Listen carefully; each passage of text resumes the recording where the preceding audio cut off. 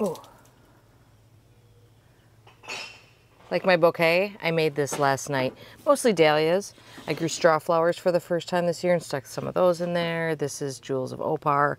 I wouldn't say it's exactly the most beautiful bouquet in the world, but I'm not that great at arranging flowers. But my theory is the flowers are pretty enough that if you stick them all in a vase, they look pretty good.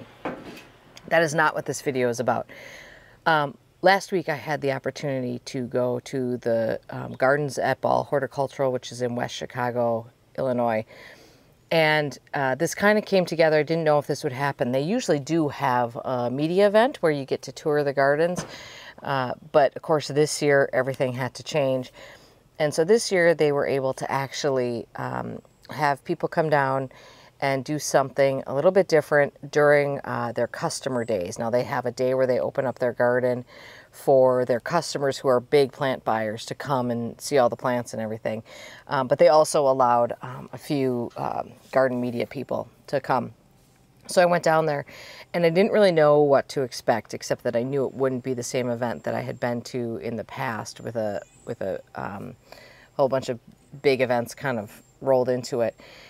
So it turned out that what it ended up being was myself and one other media person. They had kept the groups very small, and a couple of marketing people. We went on a brief tour of the gardens, and then I actually had about 45 minutes in the garden to myself. And there were so many great things that I wanted to share with you that I just started shooting video. Now, I wasn't set up for this at all. I had no expectations whatsoever that I would be able to shoot video while I was there, so I had no audio with me. I didn't have a gimbal with me. I didn't have the lens I would normally use to shoot a tour type video. So that's all a lot of ways to say that this video is a little sketchy. There's a voiceover on it. I apologize for that. It might sound a little creepy. But I didn't want you to miss out on some of these great moments from this garden. Now, these are display gardens as well as test gardens.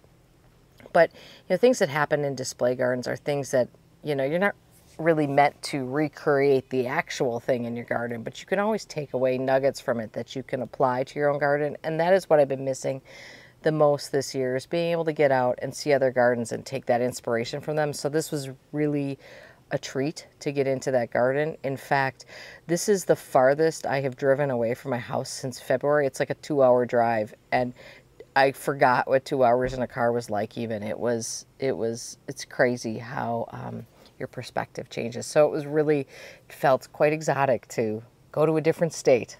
Anyway, videos coming up. Now the display gardens at Ball are not open to the public, but in the description and at the end of the video, I have a link where you can go on a virtual tour and kind of explore things a little bit more. And I hope you'll just, this is not a full tour by any means. It would take hours to show you that. I just want to hit on some of the points that I thought were really, for me, most notable from the garden, things that you could apply in your own garden, and then a couple of the new plants that are coming out next year that I think are really cool. So I hope you enjoy the tour. I apologize for the quality, and there's a little bit of shakiness there. But by the way, Ball Horticultural is sort of the parent company of a whole bunch of companies in the plant world, including Darwin Perennials, Burpee Vegetables, Pan American Seed. So I guarantee you've probably got hundreds of plants in your garden that are affiliated with Ball in some way. So there's really, when you go to a garden like this, you are seeing a lot of plants. I'm sure you're going to see plants that you recognize and you probably have in your own garden. And so this is annuals, perennials, and vegetables. So a lot going on. Okay, that's it. Now we'll go to the video. So this is one of the entrances of the garden underneath this pergola here, where you can see up close and personal many of the varieties that they're showing off. This beautiful bed was planted up so nice. They have a new line of really small, micro-size vegetables coming out, including the Siam tomatoes. You'll probably pick that up actually at the grocery store. In their vegetable testing area, they grow those vegetables hard, and this is the tomato area. And it was unbelievable how healthy these plants were looking and how laden with fruit they were. They do pick this fruit and donate that to a food pantry. But it was all looking so good. Of course, full sun, obviously. This was such a beautiful eggplant. Those fruits were probably a foot long, just beautiful. Here's all of the petunias that they have, and then they planted up some of their raised beds in themes, and this one was a pollinator theme.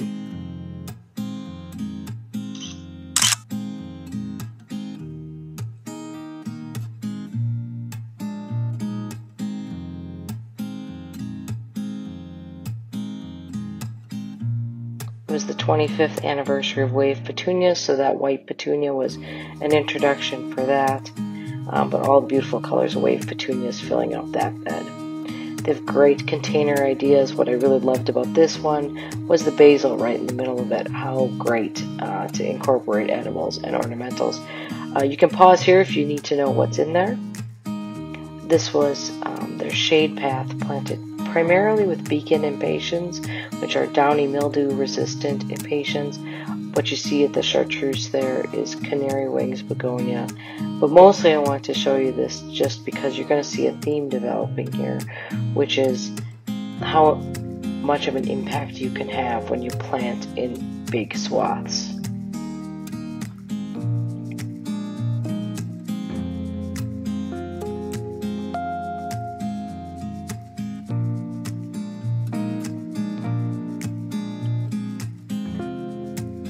There are new colors coming out in the beacon impatiens this year, but really a fabulous plant there. And of course they work some coleus into that as well.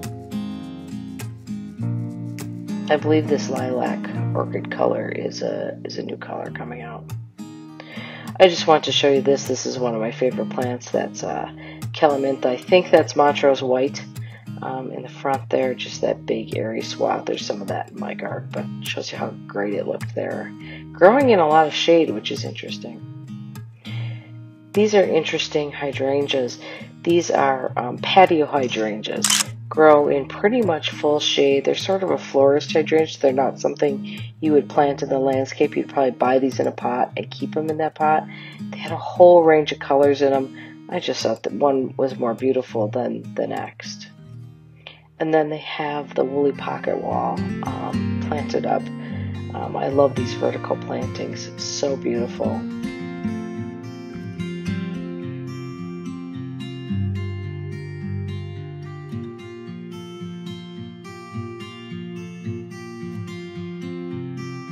This is a philodendron, a new philodendron that they've come out called Shangri-La. And pay attention here, I want to show you where else it popped up, which was in the middle of this heavily planted bed. They had to take something else out there, and they put in all these baby philodendrons right in the middle, and it was so cool looking. I don't know if I'd ever have enough philodendrons to go do that in my garden, but it was awfully pretty. This is quite a popular feature of the gardens at Ball, which are these big arbors that are all planted with wave petunias. And here's where we get into this amazing area. This entire huge area is planted with nothing but ornamentals. Nothing but foliage plants. So we just saw some Swiss chard there, but can you believe all that color and texture that you can get with just foliage, no flowers? It was really stunning. It was by far my favorite part of the garden.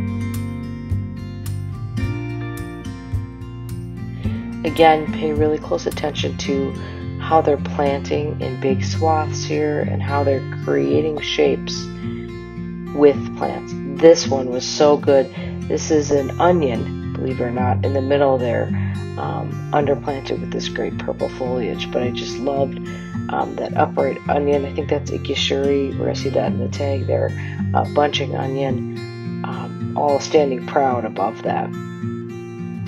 This is an Echinacea in the middle of this planting. The grasses that you see in the front here is a combination of a rush grass and Carrick's Amazon Mist, which is a great grass. Unfortunately, it's only hardy to zone 6A, so for me, I need to grow that as an annual. But the texture with those two grasses mingling was really great, and then you move into this bright, bold, amazing foliage show there,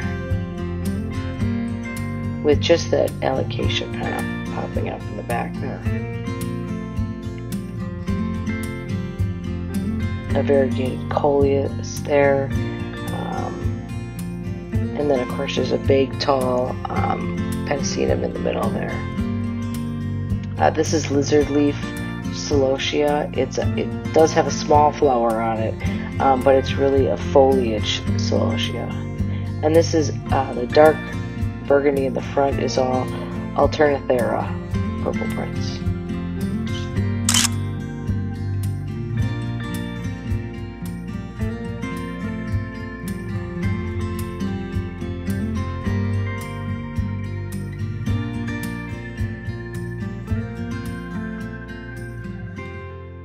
This is one of my favorite plants that I saw while I was there. This is a Petite Petunia. I would say the flowers are the size of a nickel, maybe a quarter. Very low growing. It almost looked like a ground cover phlox. And this is another new petunia. This is Bee's Knees, which is a true yellow. It's actually a little blown out on the screen here. It's more of a soft lemony yellow. Does fade a little bit when it gets real hot and sunny, but it was quite pretty. What a great combination this was. That Itsy Petunia though that is on my list for sure. They do such a great job combining interesting plants. At the end here we're going to get to what is actually an ornamental pepper, but what's cool about this one is it has variegated foliage on it. So this is Purple Flash, and notice that little green and white variegated foliage up there. I was looking at the coleus here, and then I noticed this tree, and now I'm obsessed with this tree because I've seen this tree before when I was there, but I really fell in love with it this time. It's a weeping white pine, and I think I'm gonna have to get one of those because it was just so pretty. There's the name for you guys if you're looking for the specific name. My favorite plant I saw while I was there is this white flame salvia. This is would be an annual salvia, and big long white flower stalks on it. Believe it or not, it's actually mostly out of flower at this point. Mostly what you're seeing there are the calyxes, and you can cut it back for more blooms, but I think they left it like this to make sure that it was a good show for this event. More containers here, obviously. They were just, gorgeous combinations. Here's that salvia in a container. Behind that is the rose vein petunia, which is a really nice petunia. I'm growing that one this year.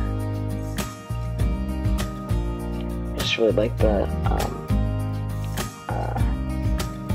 like this combination a lot here. This was really interesting. This is hyacinth bean vine, ruby moon, the same one I grow in my window box, in an enormous planter left to just drape out of it. And if you had a big enough, tall enough planter, perfect plant for that. Just gorgeous. In their trials area, this is they have a ton of echinaceas. This is a really short echinacea. Will stay short. I mean, like a front of the border, bright yellow echinacea. That was sombrero, and this is their that whole bed of echinaceas was just unbelievable. And this was actually my favorite. I'm so boring, but I just love the big cones on this big white one here. And that's it.